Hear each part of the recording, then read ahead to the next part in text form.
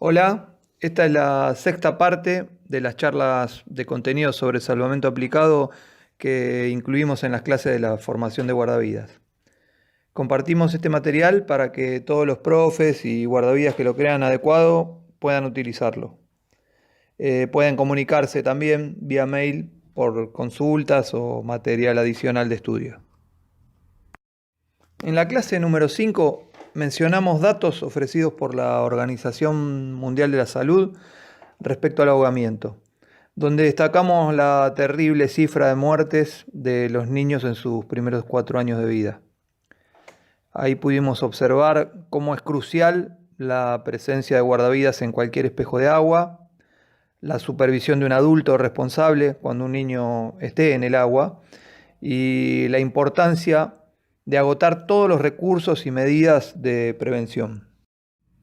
En las clases anteriores mencionamos accidentes y conductas de una persona que comienza a ahogarse. Hablamos sobre la flotabilidad y destrezas e incluso mencionamos a raíz de esto las etapas de ahogamiento, que son 3. La intención de esta clase es brindar al guardavidas conceptos que pueda llevar a la práctica. Fundamentos para comprobar en casos reales o en sus propias vivencias. La idea es entender la fisiopatología del ahogamiento para que así nuestros diagnósticos de situación sean lo más acertados posible. Es por eso importante el consenso sobre términos que nos deben ser habituales y sin lugar a confusión. Los términos mundialmente definidos nos dicen entonces que fisio es la naturaleza de algo, fisiopatología, el estudio de las alteraciones funcionales, ahogamiento, el evento que resulta de la aspiración de un líquido por inmersión o por sumergimiento. Esto quiere decir que puede tratarse de cualquier líquido y suceder si todo el cuerpo se sumerge o tan solo con la inmersión del rostro. Y ahogado, que es aquel que ha muerto por ahogamiento y ya no tiene chance de ser reanimado. Esto implica signos de muerte real. O sea que si le sucede, como nos suele pasar, que alguien se acerca a contar que una vez se ahogó en tal sitio o tal otro, bueno, no lo contradigamos, pero sabemos que está hablando de un casi ahogamiento. Lo que puede sorprender son algunas de las respuestas a esta pregunta. El comprender que cualquier persona puede ahogarse es lo que da sentido a que se apliquen políticas de Estado a la tarea de prevención por las posibles muertes. La prevención es esencial. Pero cuando es superada y el accidente sucede, es ahí donde tiene sentido todo lo que hacemos para entrenarnos en las diversas destrezas que se aplican en el salvamento acuático. El guardavidas debe ser un experto en estas técnicas y también en los primeros auxilios. Se sabe que los accidentes son la causa más importante y frecuente de muerte en personas sanas y en edad activa. El ahogamiento es uno de ellos y para evitarlo es que nos capacitamos en forma permanente. Y con la intención de ser más eficientes en nuestro desempeño, investigamos que estos pueden suscitarse por fallas orgánicas o por causa de agentes externos. ¿Qué es lo que podemos hacer los guardavidas ante estos casos? Bueno, podemos enfocar la atención cuando hablamos de fallas orgánicas en todo lo que sea distinguir población de riesgo. Y con respecto a agentes externos, lo que ya desarrollamos mucho, que es estar atentos a los hábitos, a las costumbres, a sugerir elementos de seguridad, a que cumplan las reglas. Del proceso de ahogamiento podemos destacar algunos puntos, como que pueden desencadenarse por diversos factores, que depende del medio acuático donde se produce, que las chances de las víctimas están relacionadas directamente con el tiempo de actuación del sistema de emergencia. En este caso, el primer eslabón sería el guardavidas, el equipo de guardavidas, y saber que no todas las víctimas evolucionarán del mismo modo. Si nosotros a la hora de hacer los diagnósticos estamos atentos a estos puntos que estamos enmarcando, haremos un mejor análisis de situación para resolver el accidente. Es por eso que nosotros decimos que lo que intentamos cuando utilizamos protocolos de acción y avanzamos sobre el sistema de trabajo es ir proyectando el peor de los escenarios. Después, si es menos el riesgo, mejor, pero nosotros nos proyectamos para un caso complejo. Y ante cualquier tipo de accidente, cualquier salvamento que vayamos a realizar, iremos haciendo el diagnóstico, como dice ahí, in situ. Lo vamos realizando, como hablamos muchas veces, como los deportes de situación, resolviendo lo que va apareciendo al momento. 4 aspectos podemos diagnosticar en el estado de una víctima de ahogamiento, que tienen que ver con las etapas y la fase de ahogamiento, los signos vitales y algunas condiciones especiales. Cuando ya hablamos de las etapas de ahogamiento, mencionamos que eran 3 y que se suscitaban con una primera, que era la etapa de desesperación, donde la víctima se da cuenta que está en un lugar de donde no puede salir, que tiene complicaciones en ese espacio acuático. Dependiendo de la persona, esto dura más o menos tiempo, hasta detectar que no puede salir de ahí e intuye que corre riesgo su vida, por lo que ahí es donde entra en pánico. Los guardavidas en general llegamos a la víctima cuando se desarrollan estas primeras 2 etapas, pero si no llegamos es inevitable que no consiga mantenerse a flote y pase a la etapa de sumergimiento. De esa etapa de sumergimiento es de la cual no puede retornar por sus propios medios. Es muy importante recordar cómo funciona nuestro organismo para entender qué puede suceder con las víctimas que se están ahogando, para saber resolver y decidir mejor. Respiramos el aire ambiental, del cual retenemos el oxígeno y liberamos esa proporción de dióxido de carbono.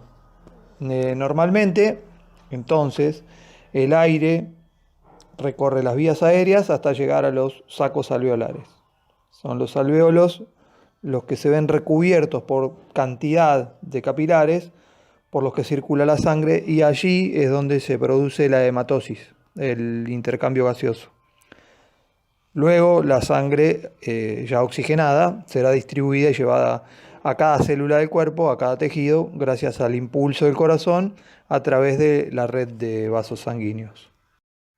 Queda claro cómo puede colapsar nuestro organismo si no recibe su suministro de oxígeno en forma permanente. Con que solo una poca cantidad de agua invada nuestras vías aéreas, podríamos padecer un proceso de asfixia que nos conduzca a la muerte. Cuando se observa nuestra anatomía, entendemos que en la región laringea podríamos tener algunas complicaciones al intentar respirar y tragar, cosa que no puede ser simultánea. Es en ese momento que juega un papel fundamental la epiglotis, que es un cartílago que se moviliza descendiendo a la hora de tragar para cerrar la glotis y de ese modo proteger a la vía aérea para que no ingrese ninguna partícula que no sea aire. Si falla y algo lo invade, inmediatamente se produce en forma refleja la tos para así despejar la vía aérea. Entonces, ¿qué es lo que va a estar padeciendo la víctima de ahogamiento durante ese proceso? Primero, la dificultad de mantenerse a flote. Segundo, la presión del agua que se ejerce sobre el tórax, que no le permite respirar con facilidad. Y sus intentos infructuosos por mantenerse a flote, que pueden hacer que en algún momento comience a aspirar agua. ¿Qué cosas entonces pueden suceder con esa víctima? Bueno, hay algunas opciones. Puede que no aspire agua, puede que aspire poca agua, y eso es lo que decíamos que produce la tos, o puede tragar mucha agua. Una cosa es tragar, otra aspirar, tiene que quedar bien claro eso. Puede tragar mucha agua y eso provoca vómitos. O aspirar, que siempre es más grave, mucha agua, que eso provoca el colapso alveolar. Veíamos los sacos alveolares se llenan de agua, entonces no se puede producir el intercambio gaseoso. O llegar a una sostenida hipoxemia que dé lugar a un paro respiratorio que va a ir continuado por una parada cardíaca. Las fases del ahogamiento son 4. La fase 1 se produce desde el inicio del accidente hasta la etapa de sumergimiento. En la fase 2, como ya está sumergido, se producen desórdenes respiratorios de leves a severos y una alteración cardíaca. Tanto en la fase 1 como en la fase 2 puede producirse entrada de agua por inspiración activa, como puede no haberlo.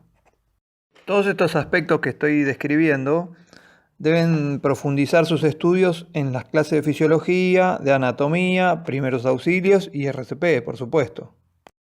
La fase 3 es aquella donde ya se produjo el paro respiratorio y donde está en proceso el paro cardíaco, que dependiendo de la persona dependerán los minutos o segundos que tarde en producirse. Las acciones siempre dependen, son únicas y dependen de qué tipo de persona, qué tipo de accidente, qué resistencia tenga esa víctima, pero también dentro de la fase 3 puede haberse ya producido el paro cardíaco. En tanto, el video que observamos nos manifiesta claramente lo descrito hasta aquí. Las etapas bien marcadas y definidas, la posibilidad de salir de la de sumergimiento solo con asistencia y la inevitable evolución hacia la muerte si no interviene personal capacitado. La fase 4 es aquella donde ya llegamos a la anoxia de los tejidos, a la falta de oxígeno, y es donde nosotros ya sabemos que pasó mucho tiempo, una víctima que estuvo mucho tiempo bajo el agua o que aparecen signos de muerte real. ¿Cuáles son las chances de recuperación en cada una de las fases? Bueno, en la fase 1 van a ser máximas, por supuesto. Es donde nosotros vamos a actuar generalmente en los salvamentos. Para la fase 2 decimos que de grandes a medianas chances. La fase 3 de medianas a pocas y la 4, como dije recién, ya no hay chances de reanimación porque hay signos de muerte real. ¿Qué puede hacer el guardavidas en cada caso?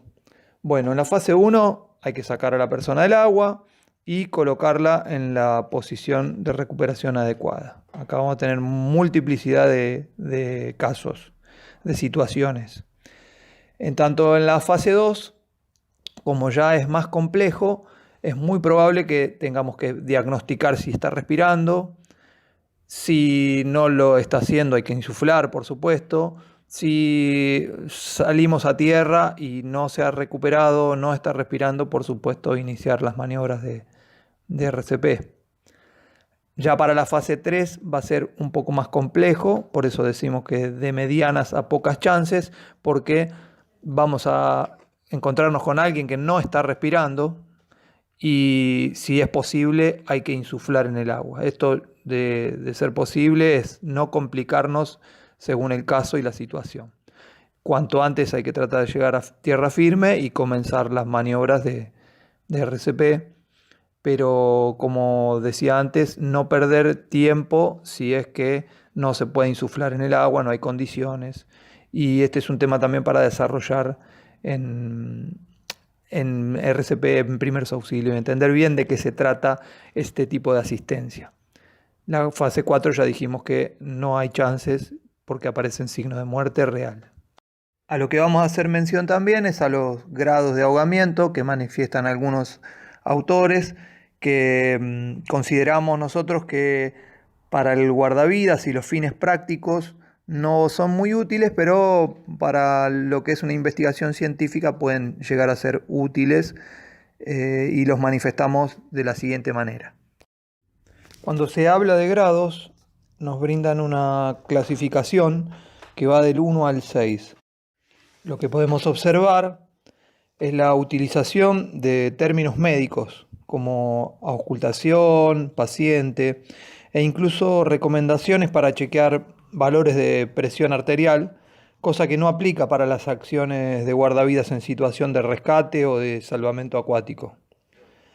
Los parámetros de control de crepitación en campos pulmonares, por ejemplo, refieren también a un diagnóstico que va más allá de nuestro accionar. Para esclarecer un poco el panorama, digamos que el guardavidas actúa en consecuencia del accidente que sucede. siempre apegándose al sistema de trabajo establecido y dentro de los protocolos seleccionados previamente. En tanto transcurren los hechos, a través de su percepción y su criterio profesional, va diagnosticando y corrigiendo las acciones.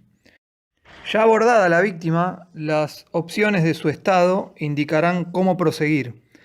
Los grandes indicadores van a ser que la víctima se manifieste de algún modo, o sea que está consciente y sus funciones vitales activas, o no responde, y ahí se abren las incógnitas para determinar en primera medida si respira o no.